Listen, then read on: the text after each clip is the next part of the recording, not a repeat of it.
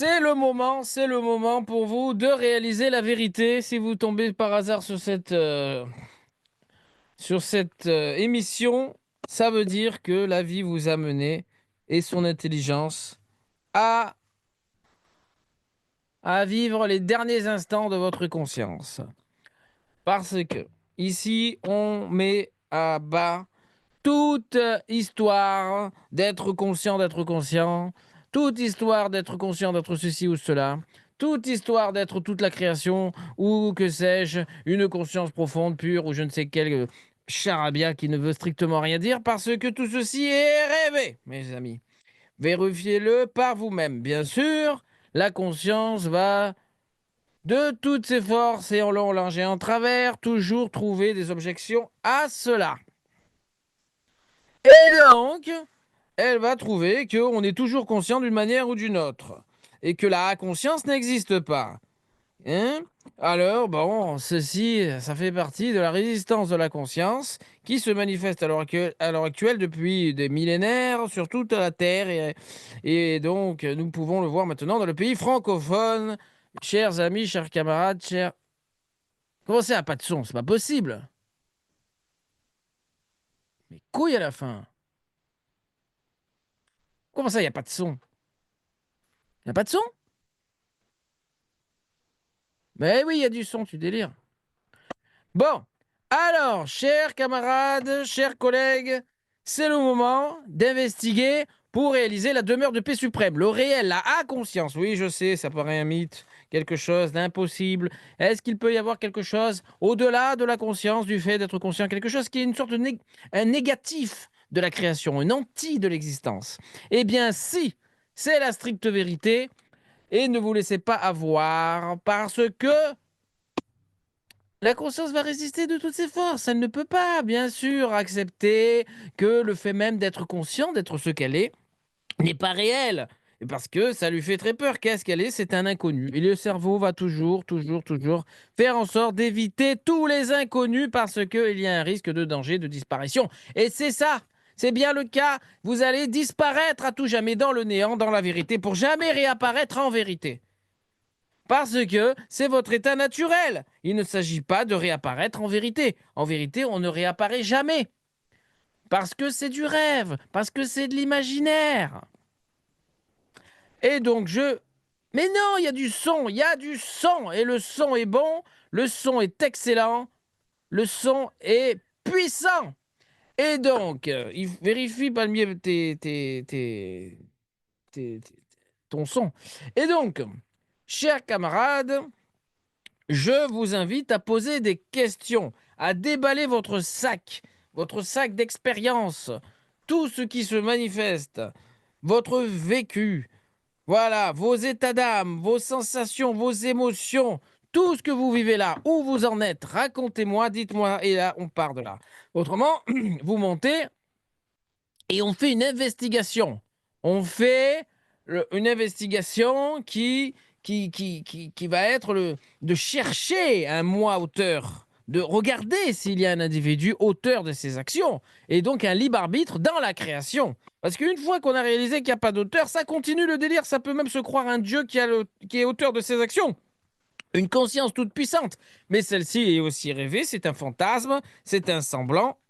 Et donc, si on y croit, ça crée de nouveau un voile, et ce voile nous empêche de réaliser la vérité, l'absolu, le parabrahman, le paradis, le paranirvana, hein, le réel, le nisargadatta, l'état naturel que nous sommes, qui a été proposé en fin de vie par Nisargadatta Maharaj, qui a dit très clairement surtout, tout ce que j'ai dit dans le je suis, ne l'écoutez plus, c'est faux. En vérité, tout ça, il n'est pas réel. Vous êtes le parabarman et rien d'autre. La création est irréelle, c'est un rêve. Il n'y a pas de je suis. Le je suis appartient à la création, il est partie intégrante du rêve, et donc il n'est pas réel.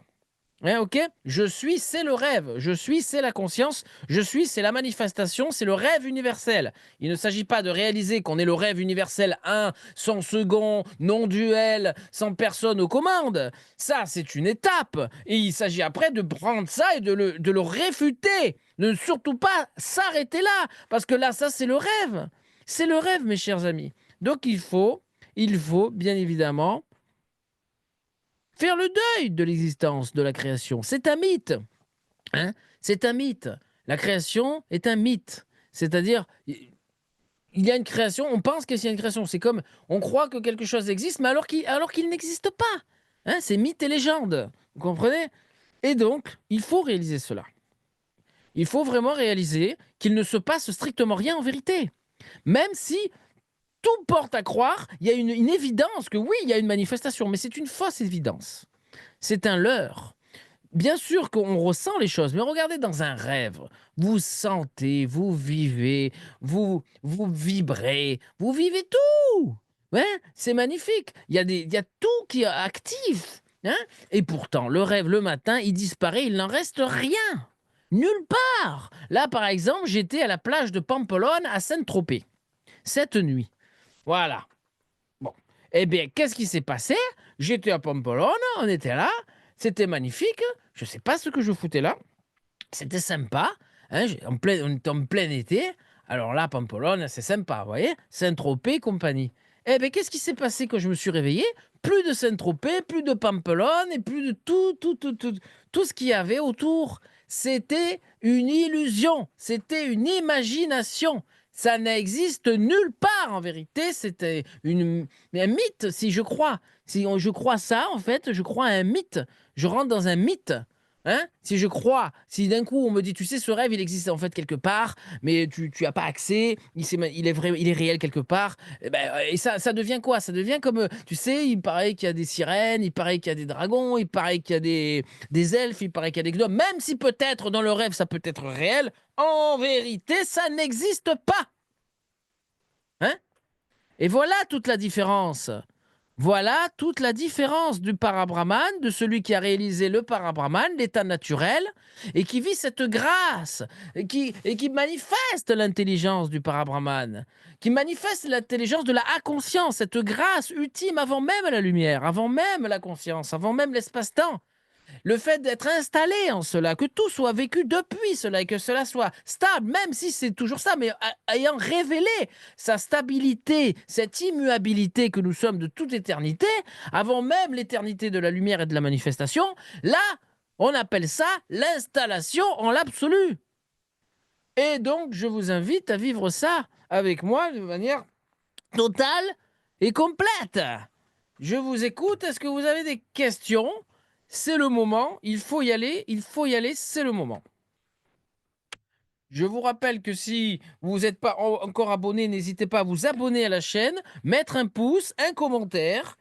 Et voilà, ça fait toujours plaisir et ça aide la chaîne à toujours être propulsée par notre divin algorithme qui nous veut du bien. N'est-ce pas? Vous avez aussi tout dans l'annonce pour prendre rendez-vous pour un satsang privé afin de en finir avec cette histoire de je suis conscient ou je ne suis pas, telle est la question. Être conscient ou ne pas être conscient, telle est la question. Hein? Je suis ou je ne suis pas. C'est ça. Mais non, tu n'es pas en vérité. Dès que tu es quelque chose, c'est du rêve. L'existence est rêvée, le je suis est rêvé, le je suis conscient d'être conscient est rêvé, tout est rêvé. Je sais que ça va à contre-courant de ce qui se fait parce que vous savez, c'est comme ça, il faut une maturité pour arriver là. Moi, je suis resté dans des années, mais j'ai eu la chance d'avoir Sri Nisargadatta Maharaj qui a réalisé le Nisargadatta, hein, comme son nom l'indique, l'état naturel. Hein. L'état naturel qui une sorte de négatif de la création. C'est l'anti de l'existence, hein, mais c'est naturel. C'est ce que l'on est sans rien faire d'autre. C'est la demeure de paix suprême, c'est le paradis, vous savez, le paradis que l'on recherche toujours, quelque chose qui est au-delà de tout, qui serait toujours une paix stable et immuable. Oui, c'est la demeure de paix suprême, stable et immuable. Et même si en rêve, on peut être dans une sorte de chaos où les choses sont difficiles, ça reste comme au cinéma.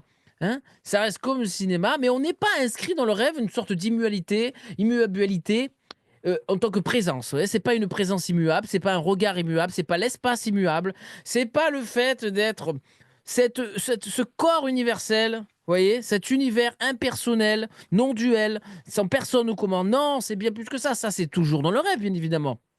C'est toujours le rêve, c'est comment se manifeste le rêve. Mais vivre comment se manifeste le rêve, ce n'est pas vivre ce qu'il y a antérieur au rêve et ce qui était avant que le rêve soit. Hein? et c'est qui est réel. Parce que si le rêve se manifeste ainsi, il n'est pas réel, c'est un rêve. Qu'est-ce qui est réel? Qu'est-ce qui n'est pas rêvé? Qu'est-ce qui est vrai? Alors, certains pensent qu'en fait, il n'y a que le rêve et que tout est rêvé, même l'absolu parabrahman, c'est rêvé, tout est rêvé, et en fait, c'est un rêve perpétuel qui t'apparaît de lui-même, qui a toujours été là toute éternité. Bon, ça va contre la logique même. Regardez en vous, est-ce que c'est évident de penser comme ça? Non, ce n'est pas évident. Vous niez l'évidence. Alors, on peut nier l'évidence un certain temps, mais à un moment donné, on tombe comme ça à genoux, on arrête, on n'en peut plus. On s'est dit, mais bien sûr, c'est pas possible. Il y avait bien quelque chose avant que le rêve se manifeste. Avant d'être conscient, qu'est-ce qu'il y a? Et ça ne peut être que moi. Ça ne peut pas être un Dieu. Parce que pourquoi je serais une créature séparée de ce créateur? Hein, pourquoi je resterai toujours avec mon origine mystérieuse? Elle est là, je suis au plus proche d'elle, c'est mon origine, mais moi je ne peux pas l'être. Tu comprends? Ça n'a pas de sens. Tout ça, c'est nier l'évidence. Vous êtes tout, vous êtes le parabrahman et vous êtes toute la manifestation, mais par le parabrahman, vous vous manifestez en tant que le rêve universel, mais là, en ce que vous êtes en vérité, ce que vous êtes en vérité, pour cela, il n'y a pas de rêve en vérité. C'est parce que c'est un rêve. Alors que comme le rêve la nuit, vous pouvez sentir, goûter, vibrer, tout faire, tout vivre, tout ressentir, toucher, voir, dans, dans toutes les strates de dimensionnelles. Mais quand ça disparaît le matin, il n'en reste strictement rien. Et là, vivre la libération, vivre le parabrahman, vivre l'état naturel, vivre l'éveil, le seul et l'unique, réel, eh bien, c'est en même temps de continuer à vivre ce rêve qui se déroule, alors que le matin, il va cesser. Là, il continue, mais vous avez vécu exactement la même chose que lorsque le matin, le rêve disparaît et qu'il n'en reste rien. En même temps, là, la différence, qui est vraiment merveilleux de stabiliser un rêve, c'est que vous vivez cette liberté de vivre qui le rêve est nul et zéro et vide, il ne se passe rien, et en même temps, vous vivez ce rêve. Vous vivez ce rêve parce que par l'absolu, un rêve se manifeste. Par la grâce de l'absolu, un rêve se manifeste spontanément, comme le rêve la nuit, une création, et vous êtes cela aussi, bien sûr. Mais restez là à croire que vous êtes cela aussi et rien d'autre, une fois que vous avez réalisé qu'il n'y a pas d'individualité, vous enferme dans le rêve, encore plus que si vous vous croyez une personne. Parce que là, c'est la fin de la souffrance. Et alors, qu'est-ce qui va vous réveiller si c'était plus là, s'il n'y a plus la souffrance? S'il n'y a plus personne pour dire, mais ça, c'est rêvé. Eh bien, il y a Julien Bernard, voilà, qui est arrivé.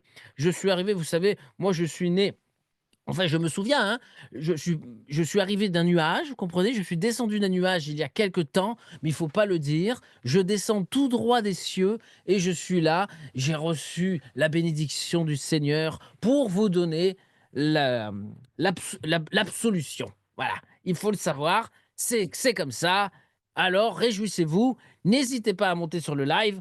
Vous allez recevoir l'absolution et vous allez être débarrassé de toute cette illusion.